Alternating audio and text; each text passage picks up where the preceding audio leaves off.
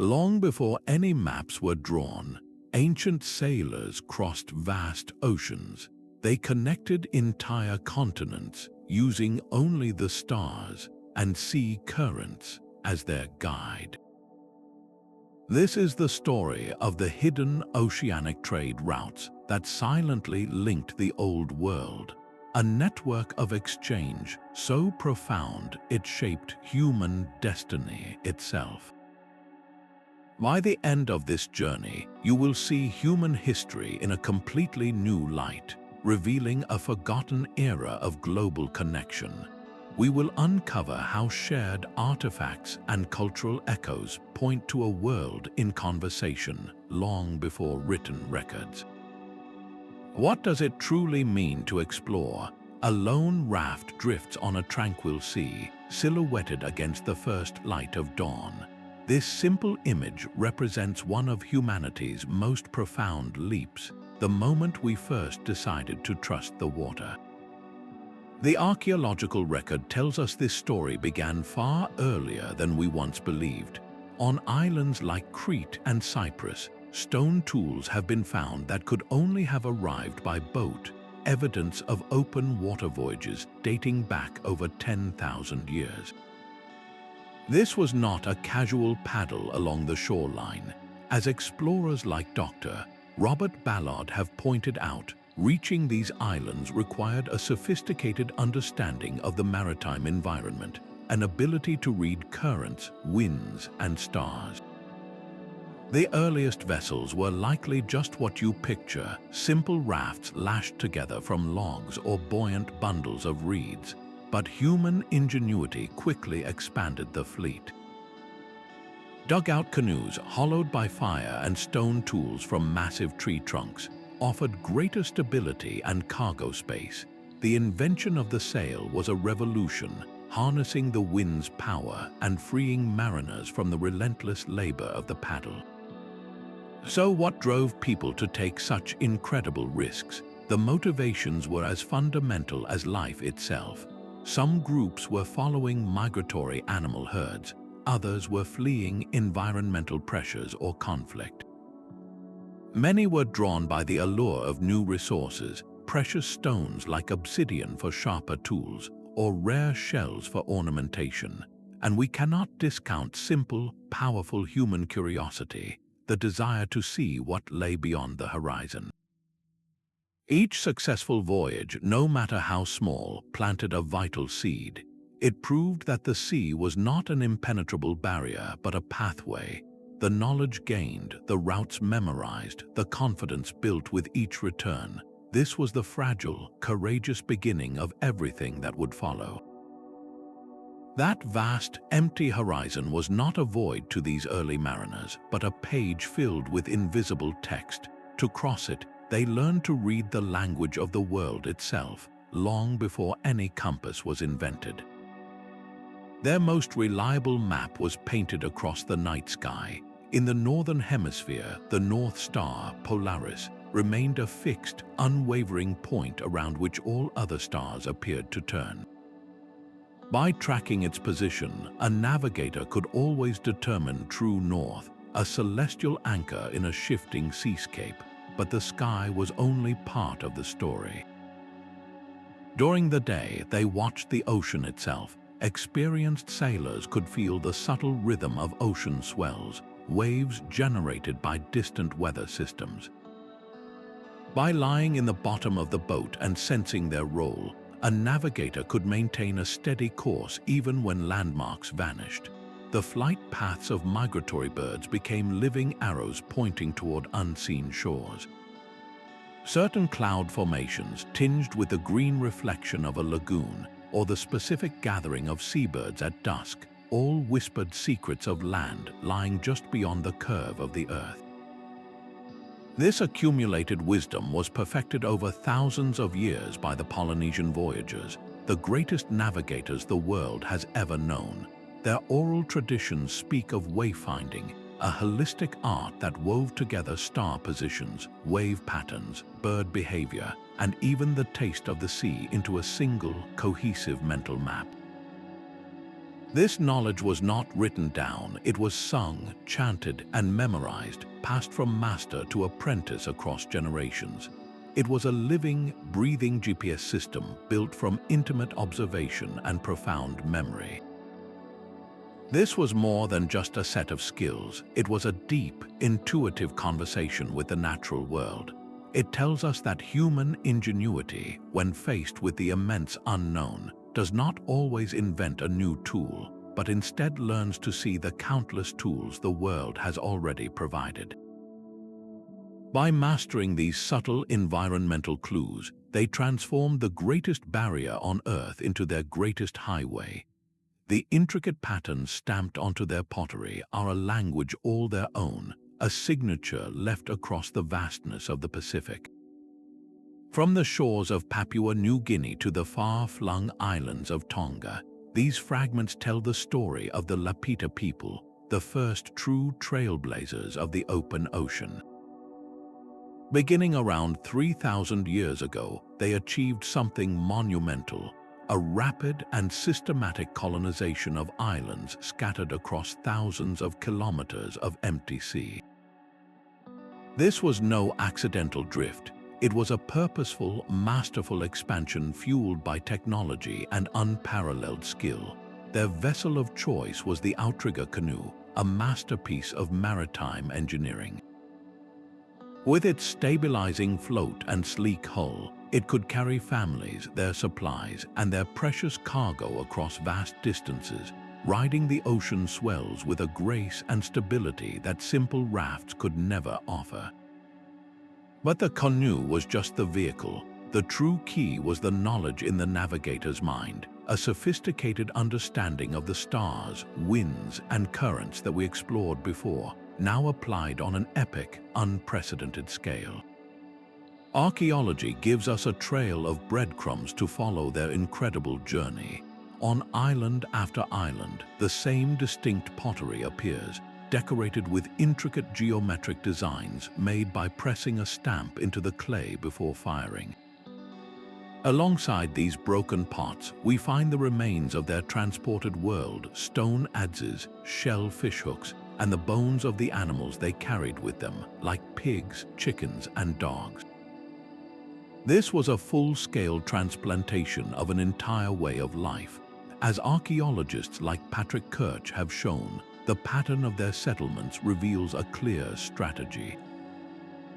They would find an island, establish a community, and then, within a few generations, a new group would set out to find the next undiscovered shore.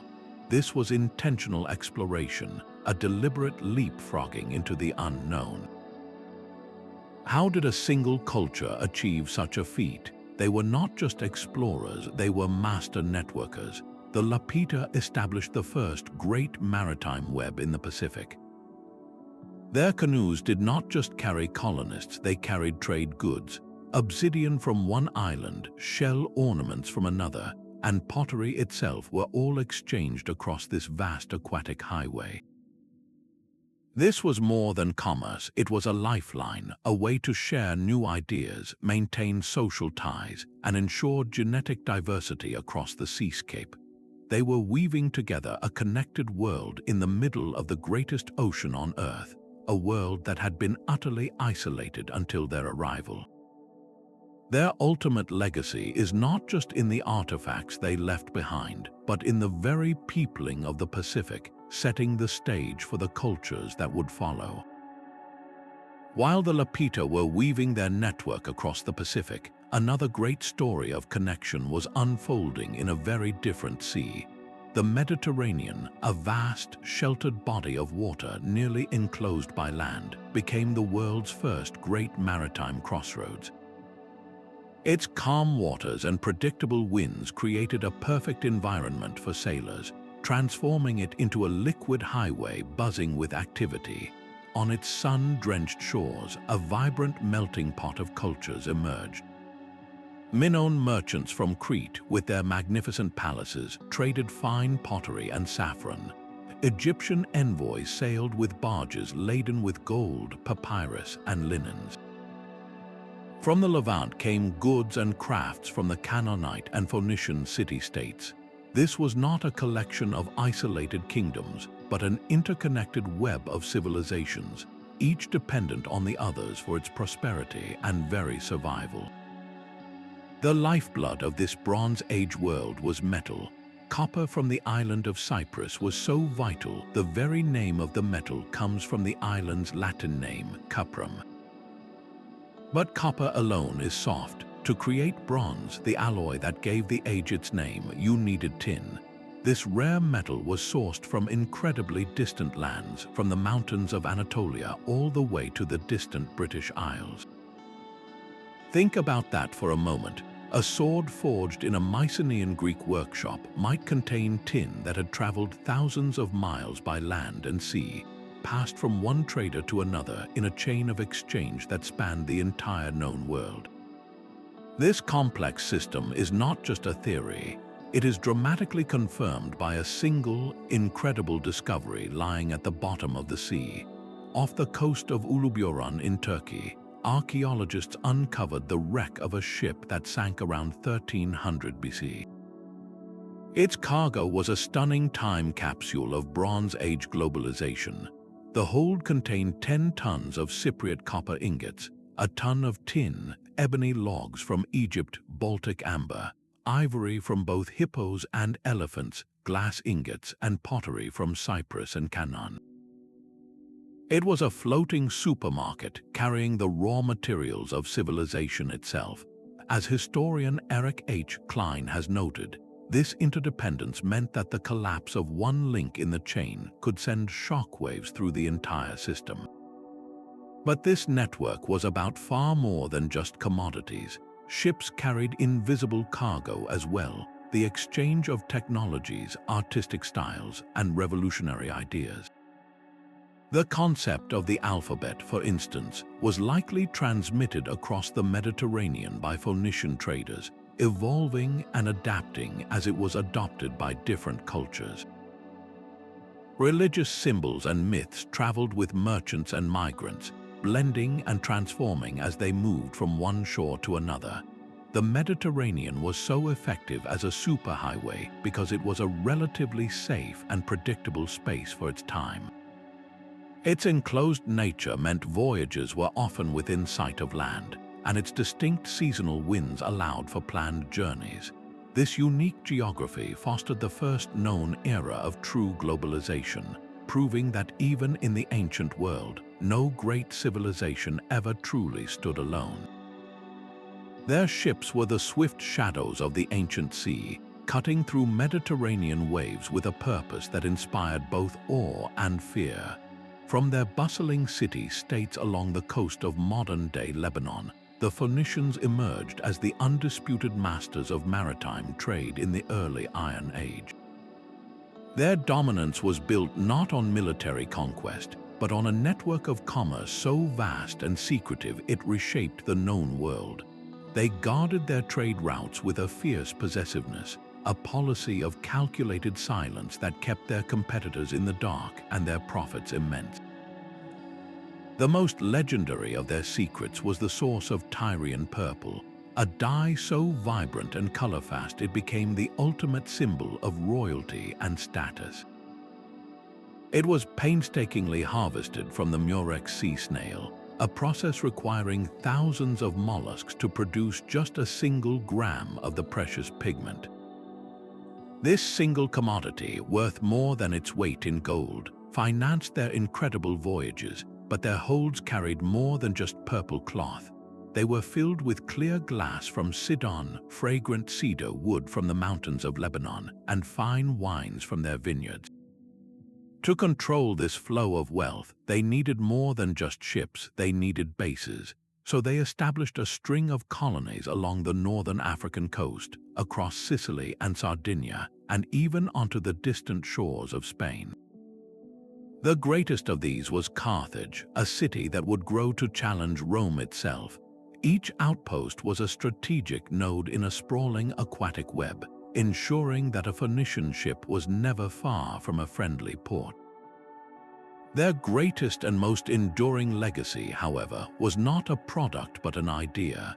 The Phoenicians were practical businessmen, and they needed an efficient way to record transactions, to tally cargo, and to communicate across their empire.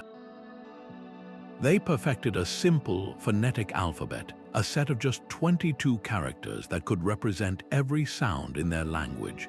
This was not a system for poets or priests, it was a tool for merchants. And as they traded, they spread it. The Greeks encountered this script and adapted it, adding vowels to create their own, which in turn gave rise to the Latin alphabet used across the world today. So every time you read a word, you are touching the legacy of these ancient sailors. How did they maintain this dominance for centuries? They were the ultimate connectors, masters of logistics and cultural exchange. They did not seek to conquer the lands they visited, but to trade with them, to weave them into a network of mutual benefit that stretched from the Levant all the way beyond the Pillars of Hercules and into the Atlantic. Their story is the ultimate proof that in the ancient world, the most powerful empire could be one built not on land, but on sea lanes and the trust of a handshake. Far to the east, another kind of sea power was rising, one driven not by secrecy, but by the predictable rhythm of the planet's breath. The Indian Ocean world was a marketplace built on the wind. For 6 months of the year, the monsoon blows steadily from the southwest, pushing ships from Africa toward India. Then, as if on a celestial schedule, it reverses, blowing from the northeast for the other 6 months, carrying those same vessels home. Ancient mariners did not fight this force. They learned to dance with it, harnessing this natural engine to create a transoceanic exchange of staggering scale and reliability. This was not a web of isolated voyages, but a scheduled, systemic network that made the Indian Ocean the center of the ancient global economy. Picture a trading ship leaving the coast of East Africa, laden with ivory, tortoiseshell, and gold. Catching the summer monsoon, it would sail across the open water to the sophisticated ports of India. There, its cargo would be unloaded and swapped for precious goods that had traveled from even farther east, pearls from the Persian Gulf, and the most coveted treasures of all, spices from the distant Moluccas, the fabled Spice Islands.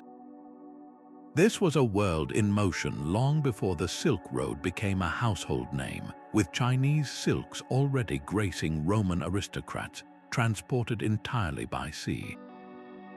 Who made this possible? Intermediary cultures were the vital brokers of this system. The Sabaeans of southern Arabia, whom the Romans called the source of fabulous wealth, controlled the flow of goods from the Indian Ocean into the Red Sea and onward to the Mediterranean. In India, the Dravidian kingdoms of the south acted as massive clearinghouses, their bustling ports filled with the languages and currencies of a dozen different lands. The archaeological proof is overwhelming and concrete. At the Egyptian port of Berenice, built specifically to handle this Indian Ocean traffic, excavators have found heaps of black peppercorns imported from India, along with pottery and ship timbers that tell a story of regular, direct contact. At the site of Arakkaimdu in southern India, they uncovered a Roman trading post complete with wine amphorae and Roman glass, a stunning testament to how far these maritime tentacles reached. What made this system so resilient was its foundation in mutual benefit. No single empire dominated these sea lanes. Instead, a shared understanding of the monsoon's rhythm created a kind of peaceful coexistence, a necessity for commerce that spanned thousands of miles. The wind was the true sovereign, and every merchant from Africa to Indonesia obeyed its calendar. This was globalization powered by nature itself, a lesson in how humanity can build its greatest networks not by conquering the elements, but by learning to listen to them. The vast, wind-driven marketplace of the Indian Ocean reveals a world already deeply interconnected. Yet this raises a profound and controversial question. What if these long-distance maritime webs stretched even further, crossing the greatest ocean of all to touch the shores of the Americas long before Columbus? The clues that suggest such a possibility are tantalizing, scattered across two hemispheres like pieces of a forgotten map. In the art of ancient Mesoamerica, for instance, some scholars point to artistic echoes that feel strangely familiar. Certain Olmec sculptures depict figures with features that some interpret as resembling those from Asian cultures, while shared motifs like the lotus-like flower or the mythical plumed serpent have sparked debates about cultural transmission across the Pacific. These visual parallels are intriguing, but the most compelling evidence lies not in art but in agriculture. Consider the humble sweet potato. This starchy root vegetable is native to South America. Yet, centuries before any European set foot in the New World, it was already an established staple food across Polynesia, where it was known by names startlingly similar to its Quechua name, Kumara. How did an American crop find its way across thousands of miles of open ocean to thrive on remote Pacific islands? The most logical explanation is that people carried it there. This idea is powerfully supported by a discovery on the coast of Chile. Archaeologists excavating a site called El Arenal uncovered chicken bones dating to a time before European contact. Genetic analysis revealed these were not European chickens, but birds whose DNA matched poultry breeds from Polynesia. Here we have a South American plant in Polynesia and a Polynesian animal in South America. This is not a one-way street, it is evidence of a round trip, a direct biological signature of contact. The possibility of trans-Pacific voyages does not end there. A more speculative, yet enduring, theory proposes that Chinese explorers may have made the journey during the Shang or Zhou dynasties. While mainstream scholarship remains highly skeptical, proponents like Gavin Menzies have captured public imagination with claims of a massive Chinese fleet circumnavigating the globe in the 15th century. Though his work is widely disputed by historians, it taps into a deeper fascination with what might have been lost to the historical record. The core puzzle remains, forcing us to confront inconvenient artifacts. Why do accounts suggest Old World plants like cotton were present in the Americas, and New World plants like maize might have been known in Asia long before the accepted dates of contact? These are not just academic curiosities, they are anomalies that challenge the very framework of our history books.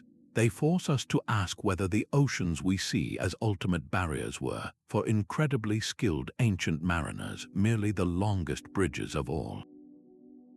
This mystery does not offer easy answers, but it brilliantly stretches the boundaries of what we thought was possible. These scattered islands were more than just land. They were vital punctuation marks in the long, unbroken sentence of the sea.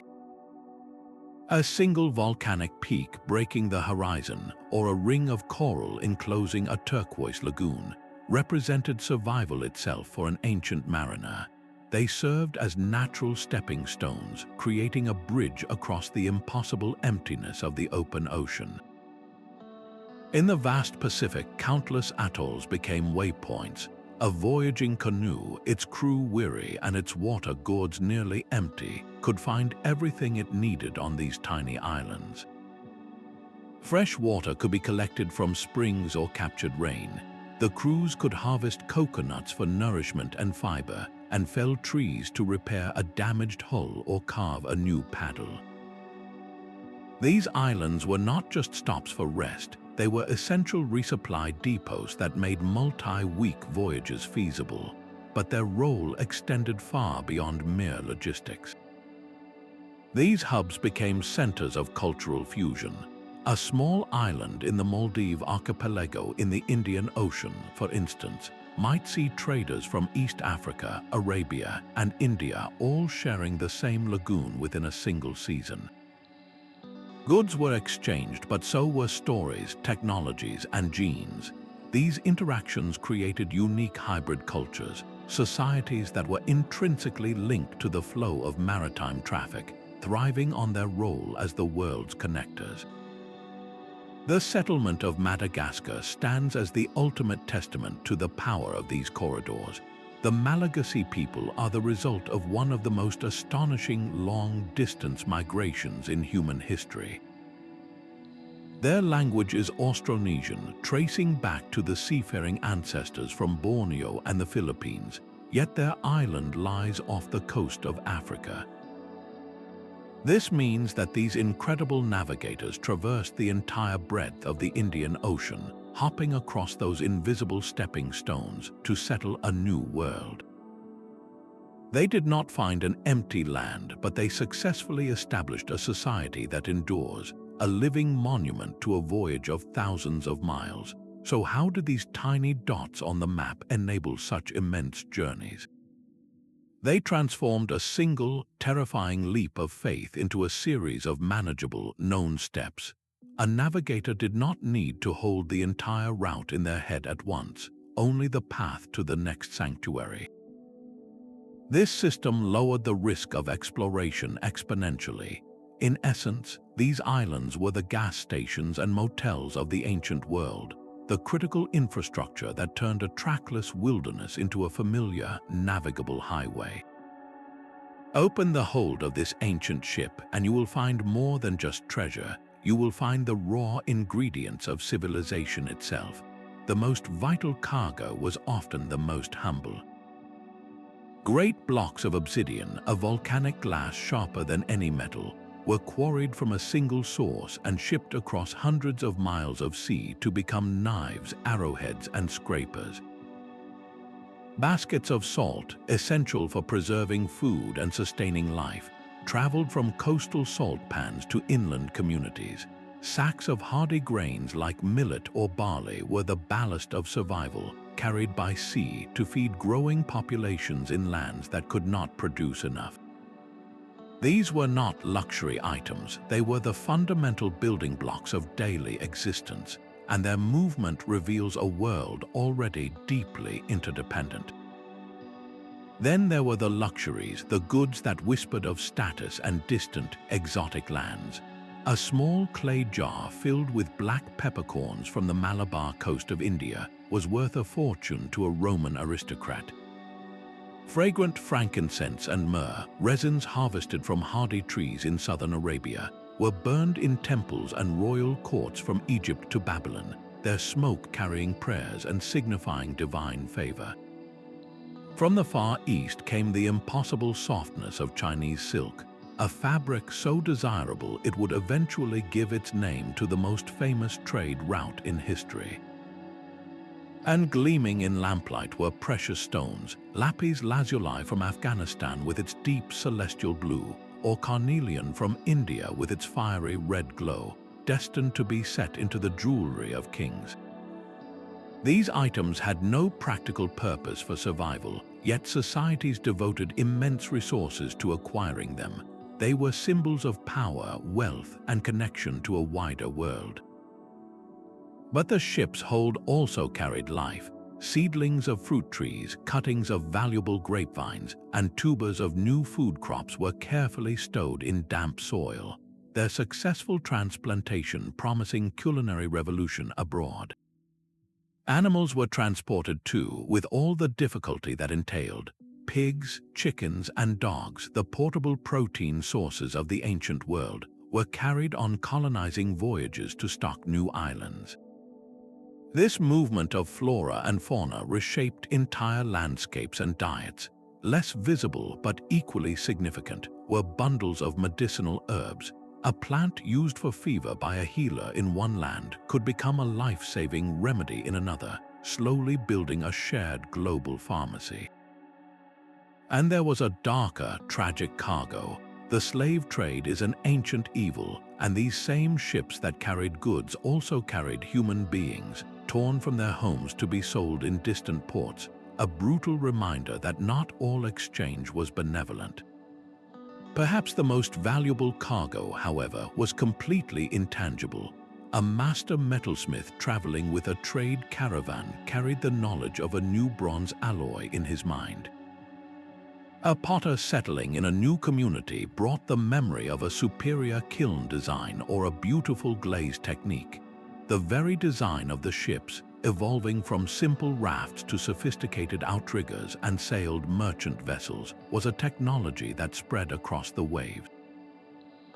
This was the true engine of progress, the silent, unstoppable flow of innovation. When you trace the path of a single traded object, you are not just following a commodity, you are tracking an idea. The demand for silk was not just for a fabric, but for the concept of luxury it represented. The need for obsidian was a driver of advanced maritime technology. Each item in that ship's hold answers a fundamental question about the society that desired it, revealing a map of human wants and needs that stretched across the globe, connecting us long before we ever knew we were connected. The true test of a shipwright's genius was not at the calm shoreline, but in the heart of a raging storm. Every groan of timber, every shudder of the hull was a verdict on their skill. To conquer the open ocean, ancient engineers had to solve a relentless puzzle, balancing buoyancy, stability, and speed in a vessel strong enough to survive. Their solutions were as diverse as the seas they sailed. Along the Nile and the Tigris, shipbuilders crafted elegant boats from bundled papyrus reeds, waterproofed with tar.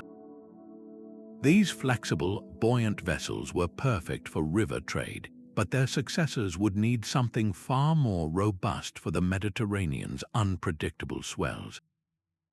That leap came with the Minoans and Phoenicians, who pioneered the art of plank-built hulls.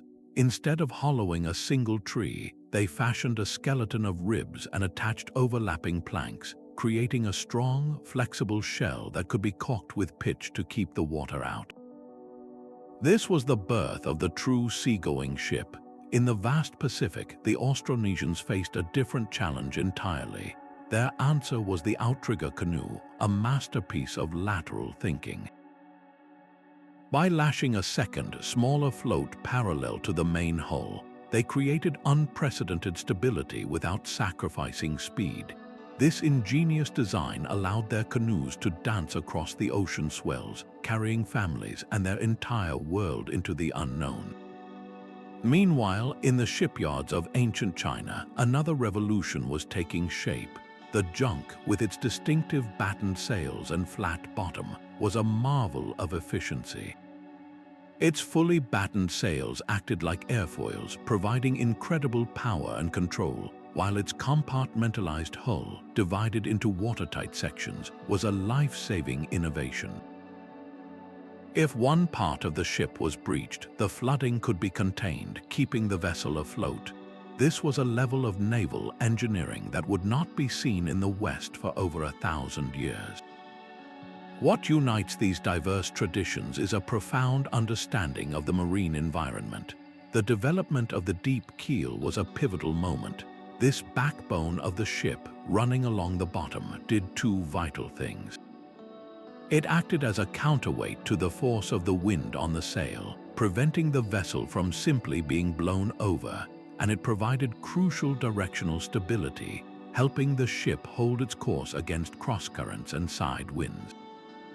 The sail itself evolved from a simple square of woven fabric into a sophisticated tool.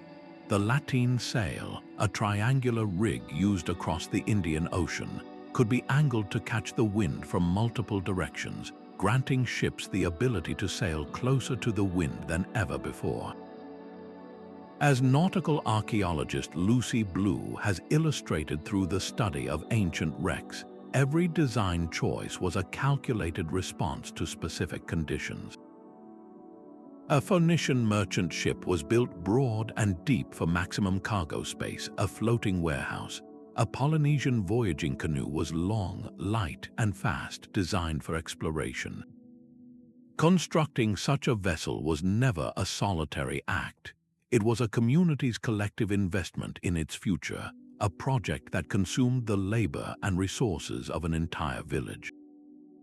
Felling the massive trees for the keel, treating the ropes and sails, and smithing the metal fastenings required the coordinated effort of woodworkers, weavers, and blacksmiths. The launch of a new ship was a moment of profound hope and anxiety. It represented the potential for new trade partnerships, the discovery of new lands, and the very survival of a people connected to a wider world. These ships were not merely transportation, they were the physical embodiment of human ambition, the floating masterpieces that made the first global connections possible. The clamor of the dock would have been overwhelming, a symphony of foreign tongues where not a single word was understood. Yet business was conducted, deals were struck, and goods changed hands with remarkable efficiency. How was this possible? In the absence of a shared language, ancient traders developed a silent, practical vocabulary of commerce. The most immediate tool was gesture. A merchant might hold up 5 fingers, point to a sack of grain, and then point to a single ivory tusk, visually proposing an exchange rate. This was a language of pure action, understood across all cultures. For more complex ideas, they turned to pictograms.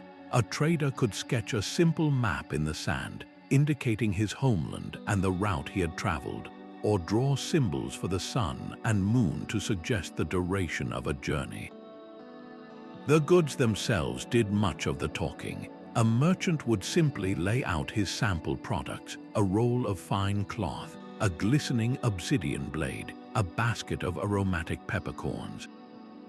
Their quality was their own advertisement, their rarity their own price tag. But this visual and gestural system had its limits, especially when it came to establishing fairness.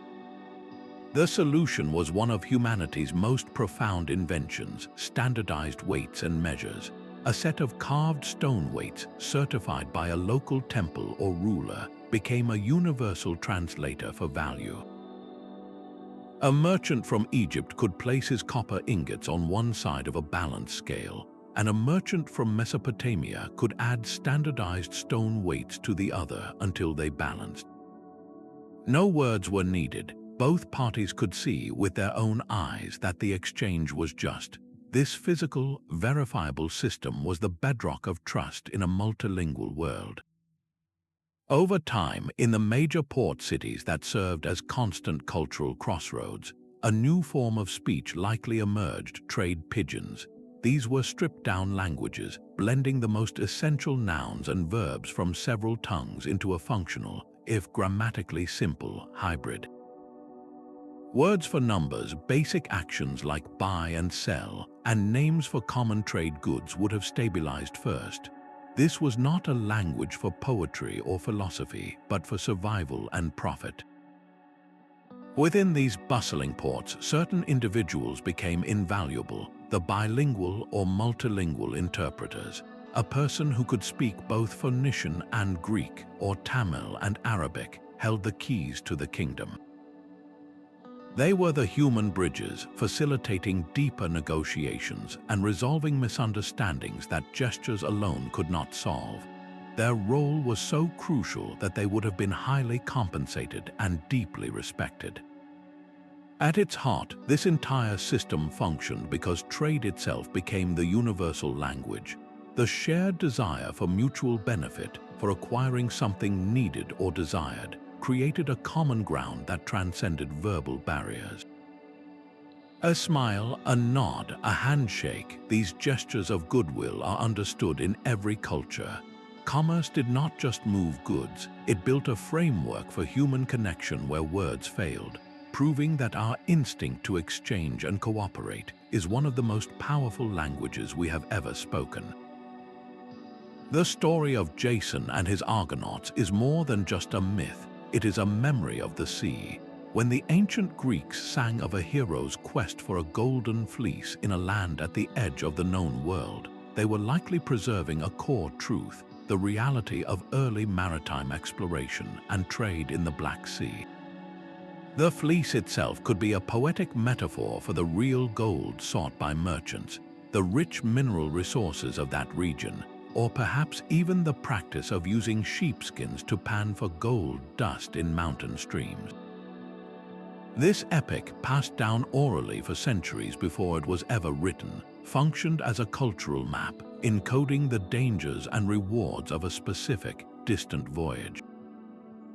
This pattern repeats across the globe. The Vedic texts of ancient India contain detailed descriptions of naval expeditions and sophisticated ships capable of crossing oceans. These were not mere fantasies, they were reflections of a society whose prosperity was built on the very maritime trade routes we are discussing, but the most precise examples come from the Pacific. Polynesian oral traditions were not just stories, they were functional, living navigational charts. Chants and songs preserved the precise star paths, the sequence of islands, and the recognizable sea marks for voyages spanning thousands of miles. A master navigator would learn these chants by heart, and in the rhythm of the words he would find his way across the trackless ocean. These were the databases and GPS units of their time, a library of environmental knowledge stored not on clay tablets, but in human memory and song. Even the Egyptian tale of the shipwrecked sailor, a story of a mariner cast away on a magical island rich in incense and exotic goods, reads like a romanticized account of a very real trade mission to the fabled land of Punt. So how do we sift the historical fact from the literary embellishment? We look for the consistent, practical details hidden within the magic, the description of a storm at sea, the list of goods brought back from a journey, the naming of specific landmarks. These are the kernels of truth around which the pearl of a great story grew. The myths of sea monsters in unknown waters might represent the very real and terrifying perils of sailing into uncharted territory. The tales of fantastical lands overflowing with wealth could be the exaggerated reports of traders returning from successful voyages to resource-rich shores. These narratives are the whispers of history passed from one generation to the next around countless fires. They are the proof that long before history was a written discipline, it was a living story, and the greatest of those stories were written not on parchment, but on the waves. These invisible rivers within the sea dictated the very logic of ancient travel. The Gulf Stream, a powerful, warm current flowing from the Gulf of Mexico across the Atlantic, acted as a liquid highway for any vessel daring enough to ride it. A ship sailing from the Caribbean towards Europe could be carried along at an extra speed of several miles per hour, a massive advantage on a journey of thousands of miles. Similarly, in the Pacific, the mighty Kuroshio current swept north from the tropics past Japan, a blue conveyor belt that could either propel sailors towards new lands or dash their ships against unforgiving shores if they misjudged its power. Ancient mariners did not possess charts of these flows, but they learned to read the water's temperature, its color, and the specific types of marine life it carried to know when they had found one of these great oceanic streams. But currents were only half the equation. The wind was the engine. Sailors came to depend on the planet's great wind systems, predictable patterns that turned chaos into a schedule. The trade winds blowing steadily from the east in the tropics were named for their role in commerce, reliably pushing ships from the Old World towards the Americas. In the higher latitudes, the westerlies provided the return route, a powerful tailwind for vessels completing their global loops. This was not a matter of chance, it was a matter of calendar and climate science long before the science had a name. A merchant in the Indian Ocean knew that if he missed the window of the summer monsoon, he would be stranded for months, his business ruined. The environment's influence went even deeper, shaping human settlement itself. The most successful ports were never random. They emerged at the mouths of great rivers like the Nile, the Indus, or the Ganges, where fertile soils supported large populations to produce trade goods, and the river itself served as a natural highway into the interior. Sheltered bays, protected from the worst of the ocean's fury by peninsulas or island chains, became natural harbors where ships could safely load and unlock their precious cargo. Think of ancient Carthage, situated on a perfect defensible bay, or Alexandria, positioned at the nexus of the Nile and the Mediterranean. Their locations were not accidents, they were strategic choices dictated by the lay of the land and sea. The grandest shifts, however, came with the slow turning of the global climate. During the Roman warm period, a centuries-long era of unusually mild and stable weather, the Mediterranean world thrived. Calmer seas and more predictable harvests allowed trade to flourish, fueling the empire's expansion. But when that climate window closed and the world entered a cooler, more volatile phase, some of those same routes may have become too storm-racked and dangerous to sustain. A navigable passage that was open for a century could vanish beneath a new regime of ice and gales. This means the map of ancient connection was not static. It was a living document, constantly redrawn by the planet itself. The successful sailor was not just a master of the stars or the ship, but a student of the Earth's deepest rhythms. He understood that to conquer the sea, he first had to listen to it. A ship's cargo hold was a floating ark, carrying not just goods but life itself. The humble chicken began its journey as a red jungle fowl in the dense forests of Southeast Asia. Through ancient trade routes, it was transported across the Indian Ocean, eventually reaching Europe and Africa, where it transformed from a wild bird into a global staple. This was not a simple change of location. It was a fundamental rewriting of diets and agricultural practices on a planetary scale. The same story unfolds with plants. Bananas, originally cultivated in New Guinea, were carried by Austronesian voyagers across the Indian Ocean to the east coast of Africa. There, they took root and spread, becoming a caloric cornerstone for entire civilizations. In the opposite direction, cotton, native to the Americas, found its way across the Pacific or through other, now submerged routes, introducing a revolutionary new fiber to the Old World long before the age of Columbus. Each of these transplanted species triggered a cascade of effects. A new crop could lead to a population boom, allowing a society to flourish, but it could also become an aggressive invasive species, choking out native plants and disrupting the local animals that depended on them. The introduction of a new food source could make a culture more resilient, or it could make them dangerously dependent on a single, vulnerable plant. This was an ecological revolution, quiet and unrecorded, happening one seedling and one animal at a time. The ships also carried unseen, unwelcome passengers. Black rats, resourceful and prolific, scurried down mooring lines into new lands where they had no natural predators. They devoured grain stores and outcompeted native rodents. Insects and plant blights hidden in baskets of grain or bundles of wood could decimate local harvests upon arrival. Even pathogens traveled this way, with diseases finding new, vulnerable populations to infect far from their point of origin. The so-called Columbian Exchange, the massive transfer of life between the Old and New Worlds after 1492, was merely the most dramatic and recent chapter in a story that began millennia earlier. We are only now beginning to understand the depth of this prehistoric biological network through genetics.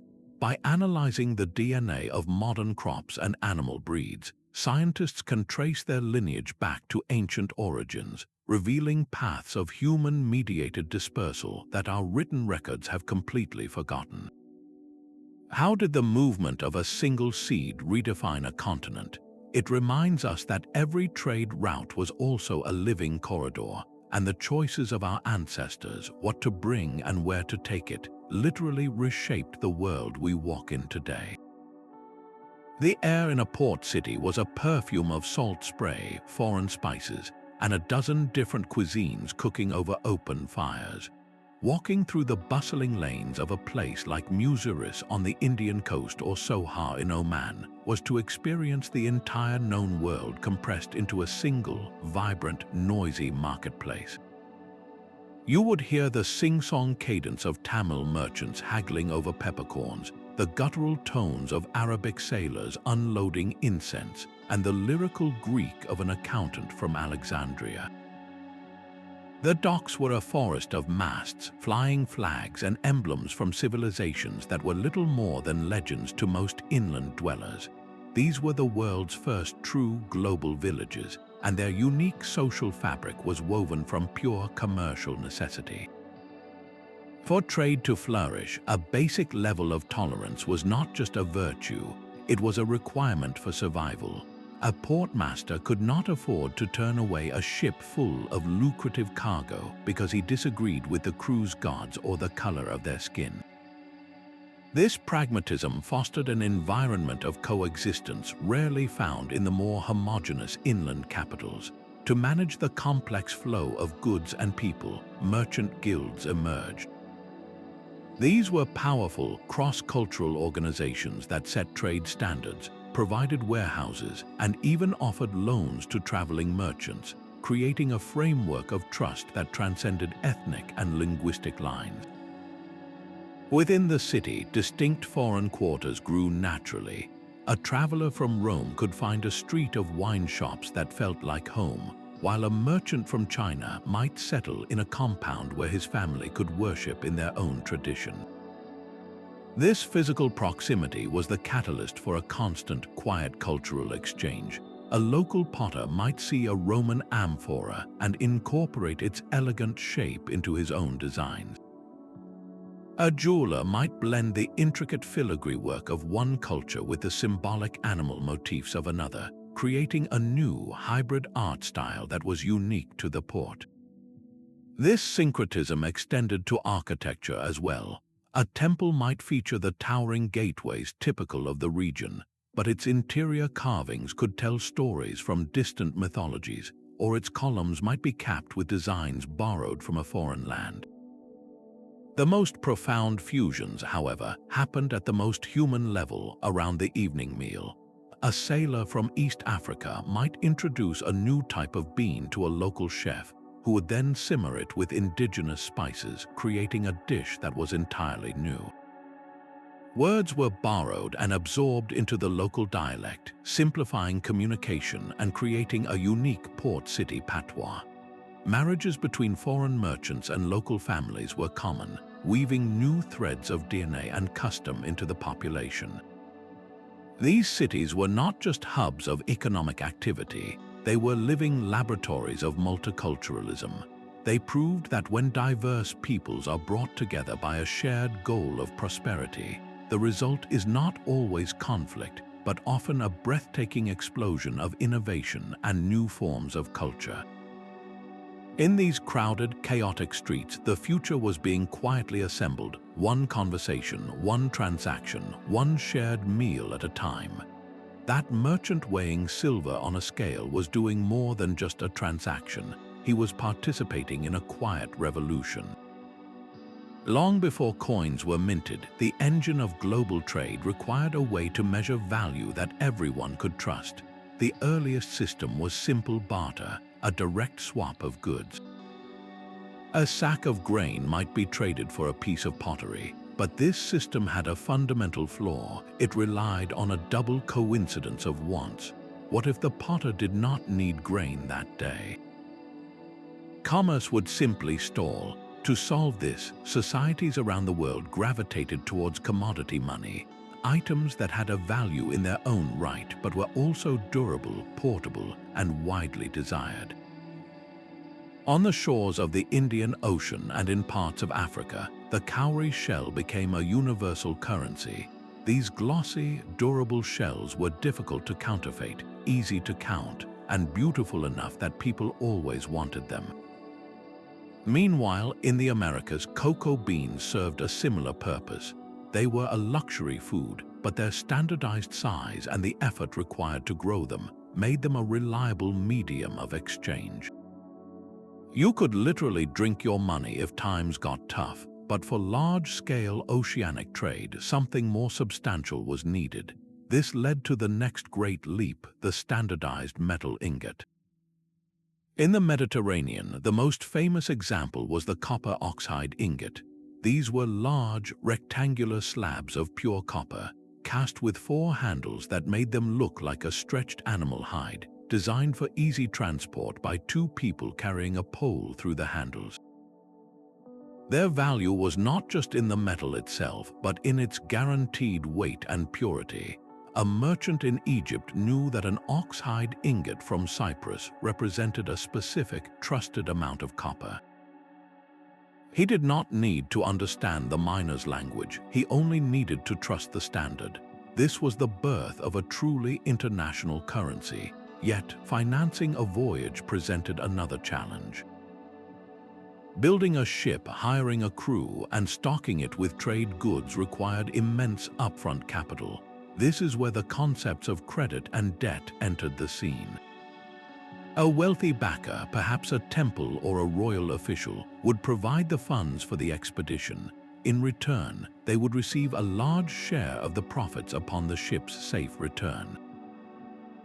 Clay tablets from Mesopotamia record such agreements, detailing loans of silver to merchants for trading ventures, with the debt to be repaid with interest from the proceeds. This system spread the immense risk of a long sea journey. If the ship sank, the merchant lost his life and the backer lost his investment. But if it succeeded, both parties reaped a fortune. How did traders agree on value across such vast cultural divides? The answer lies in those stone weights and balance scales. Value was not an abstract number, it was a physical equilibrium. A merchant could place a carved hematite weight from the Indus Valley on one side of a scale and add silver or gold dust to the other until it balanced. Both parties could see the fairness with their own eyes. This created a neutral ground, a silent language of commerce that enabled a farmer from rural Greece to trade with a spice merchant from India. The relentless need to transact, to trust, and to profit across thousands of miles was the true crucible that forged the very idea of money, transforming the world from a patchwork of local barters into a connected, functioning global economy. The ocean floor guards its secrets under layers of silt and sand, a dark museum where time stands still. To uncover these submerged time capsules, archaeologists descend into a world of silent precision. This is not treasure hunting, it is a painstaking scientific process. The work often begins not with a dive but with a survey. Towed behind a research vessel, side-scan sonar paints a detailed acoustic picture of the seabed, revealing unnatural shapes hidden in the murky depths. Magnetometers detect subtle disturbances in the Earth's magnetic field caused by metal objects, like corroded iron anchors or copper ingots. These remote sensing tools allow researchers to map a site without ever touching it, creating a digital grid of a lost world. Only then do the divers enter the water. Visibility can be near zero, so they work by touch and meticulous measurement, using suction hoses to gently remove centuries of sediment grain by grain. Every object, no matter how small, is photographed in place, its exact position recorded in 3 dimensions before it is ever moved. This context is everything, for a single amphora found near a cooking pot tells a different story than one stacked in the cargo hold. The wreck of the Mag and Michael ship off the coast of Israel is a perfect example. Its wooden hull, preserved by the unique chemistry of the mud, was so intact that archaeologists could study the very tool marks left by the shipwright who built it.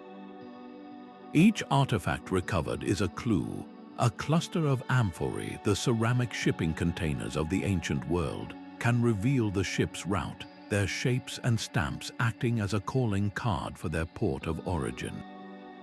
The residue inside these jars might contain chemical traces of wine, olive oil, or fish sauce, the very commodities that fueled the economy, but the cargo is only part of the story. The personal belongings of the crew, a wooden comb, a gaming piece, or a sandal, whisper of the human lives aboard this floating community. Science then takes over in the laboratory. Dendrochronology, the study of tree rings, can be a revelation. By matching the pattern of rings in a ship's timber to a master chronology, scientists can often pinpoint the exact year the tree was cut down, giving a precise birth date for the vessel. Even the metal ingots have a tale to tell. Isotopic analysis involves studying the unique chemical fingerprint of metals like copper or lead. This signature is inherited from the ore from which it was smelted, allowing researchers to trace a copper ingot back to the specific mine on Cyprus where it was born. A single shipwreck, therefore, is not an isolated tragedy. It is a frozen moment in a vast economic network. The Doko's wreck, the oldest known shipwreck in the world, contained pottery from at least 3 different regions, proving that even in the early Bronze Age, mariners were connecting disparate cultures. By studying the cargo, the ship's construction, and the crew's possessions, we can reconstruct the vessel's final voyage, its home port, its intended destination, and the commercial relationships it depended on.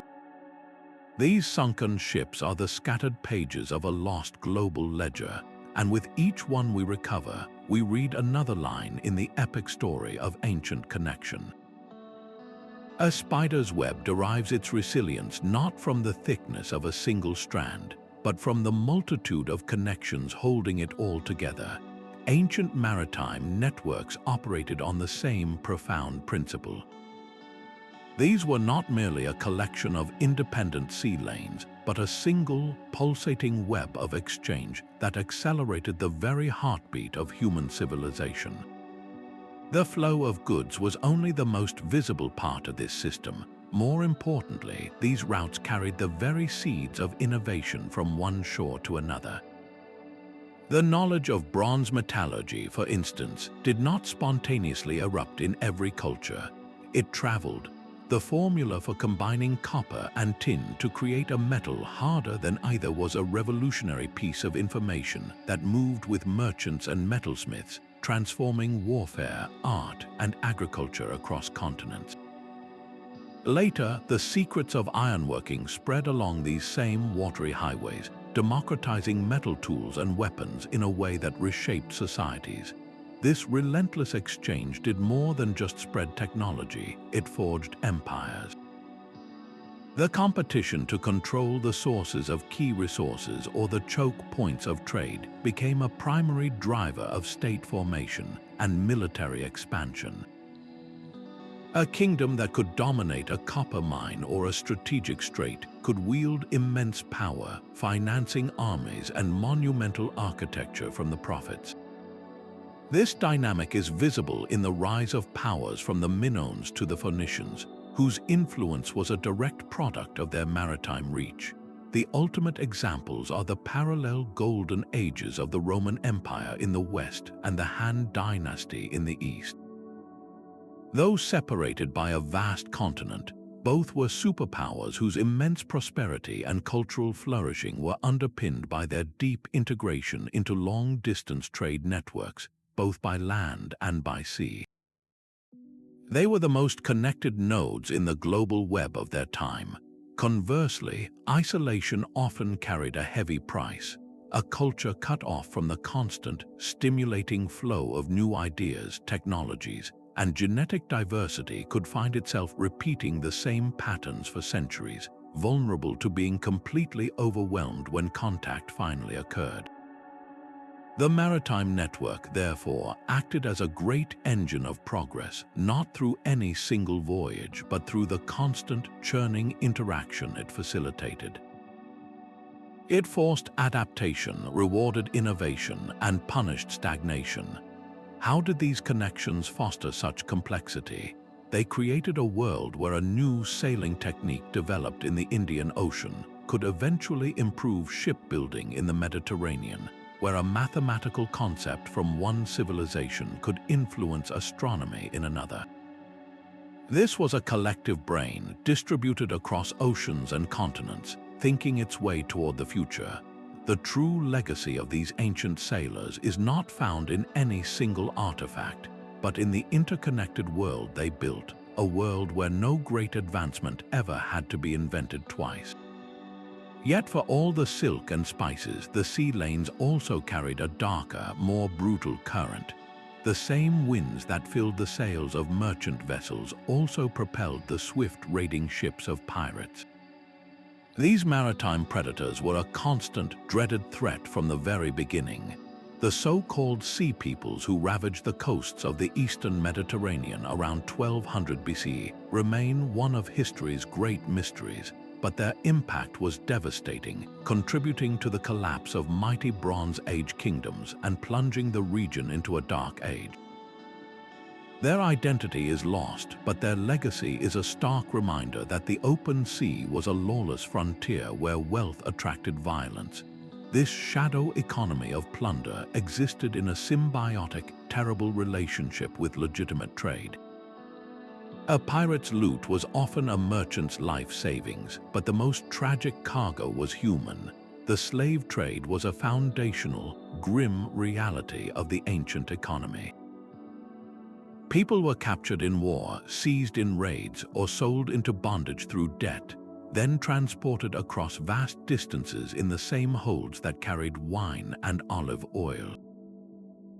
They were sold in foreign markets to work in mines, fields, and households, their lives and labor fueling the prosperity of empires they would never call home.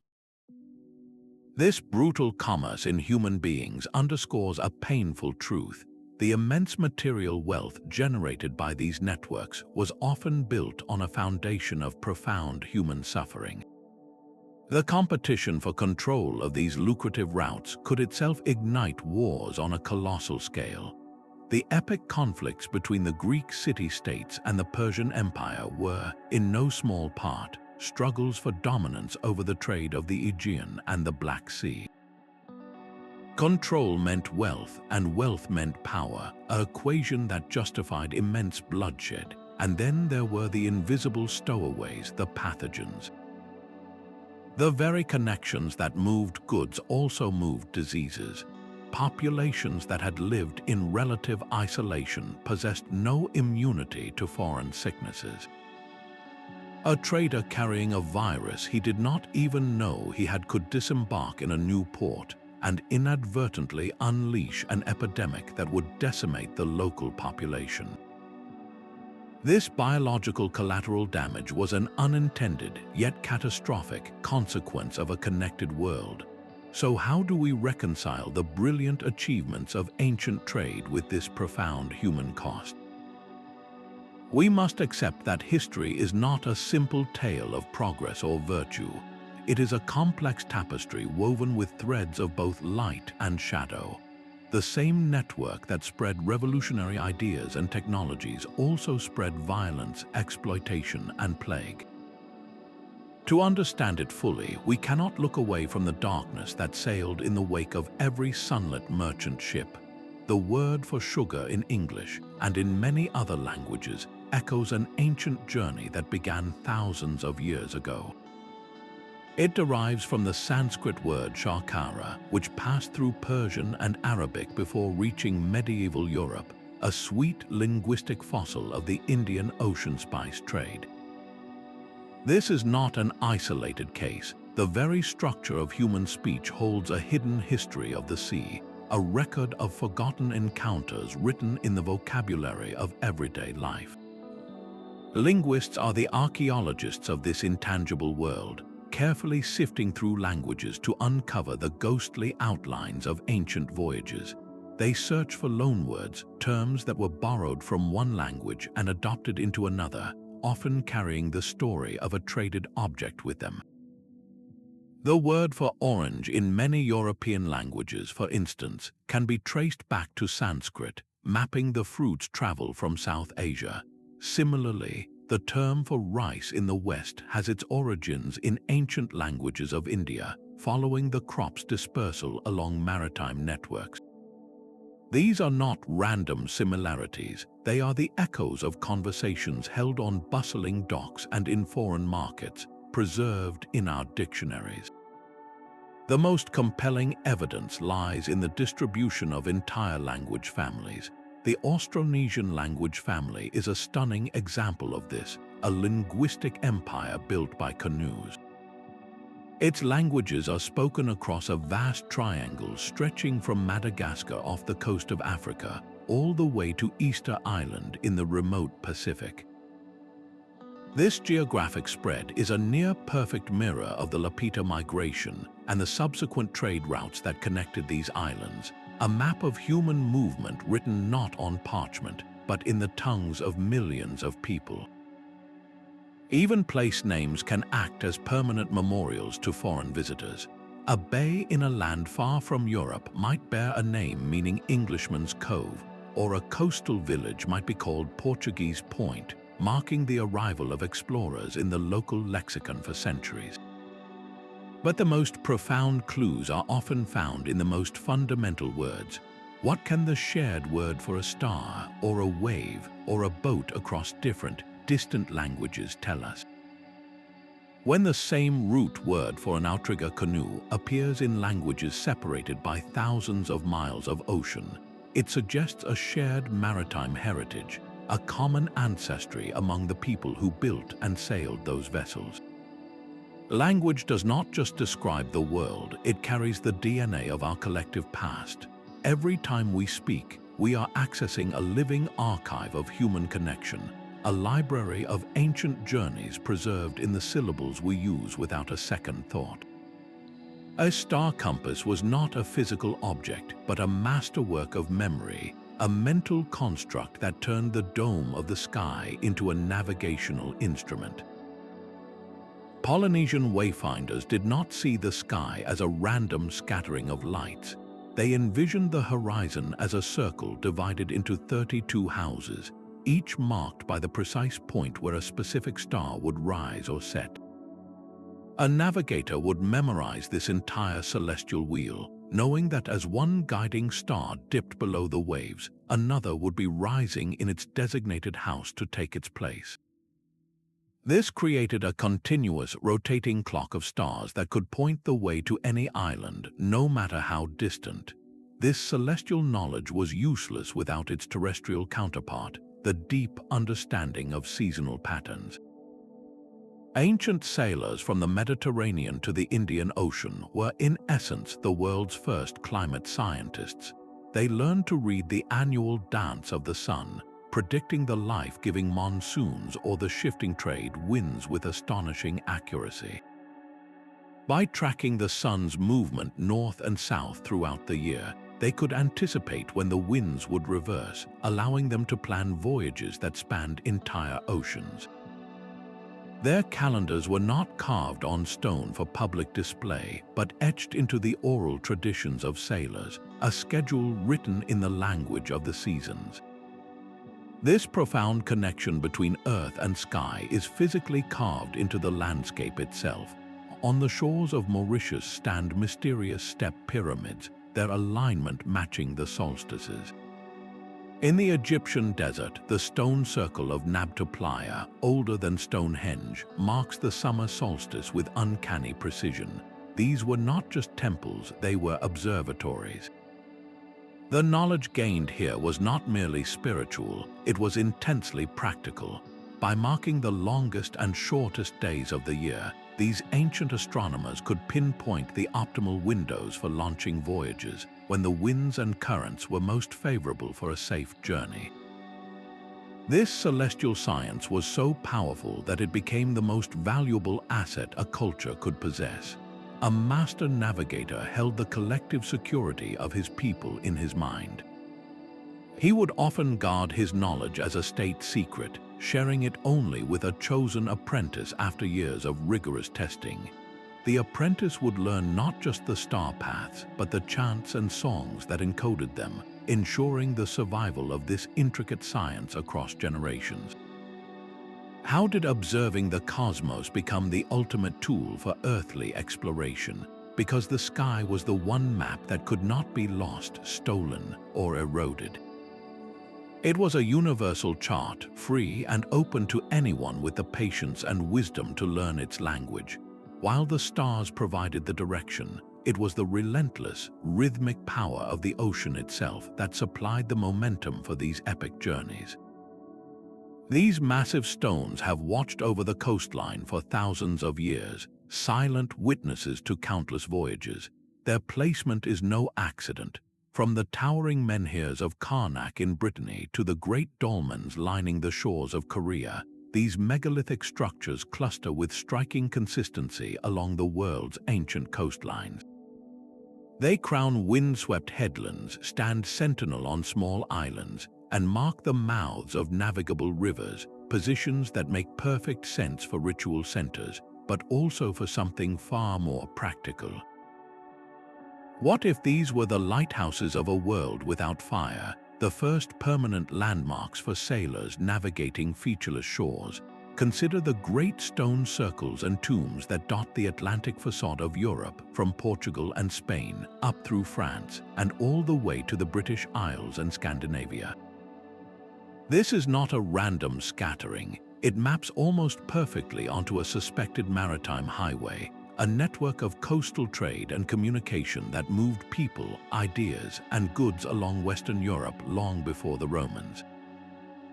A sailor making this perilous journey with its treacherous tides and shifting fog banks would have been desperate for any fixed point of reference.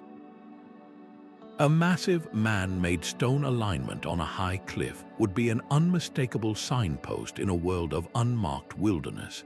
The Callanish stones in Scotland, for instance, rise dramatically from a peninsula that juts into a seaway used for millennia.